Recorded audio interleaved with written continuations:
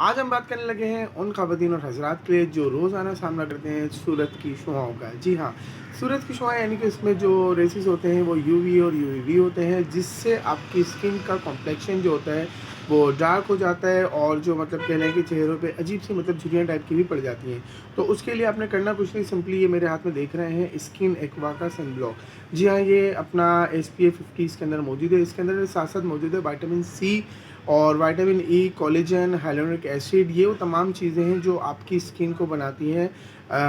Glow देती हैं, साथ-साथ अच्छा बनाती हैं, नरिश करती हैं आपकी स्किन को। और एक और अच्छी चीज़ ये है कि मतलब जो ख़वातीन अगर मतलब मेकअप करती हैं, तो वो मेकअप से पहले इसको एज़ अ बेस लगाएँ अपना फेस के ऊपर, उसके बाद जो मेकअप करना चाह रही हैं वो करें, तो उससे स्किन जो होती है वो डैमेज नहीं होगी। और ये मतलब हज़रात भी इसको यूज़ कर सकते हैं, जैसे अगर बाहर जा रहे हैं रोज़मर्रा की ज़िंदगी में, तो ऑफ़िस जाने से पहले लगाएँ या कहीं भी मतलब उनको पता है कि भई आज सन एक्सपोज़र ज़्यादा होगा, तो इसको यूज़ कर सकते हैं। अप्लाई करने का तरीका बहुत आसान है, आपने सिंपली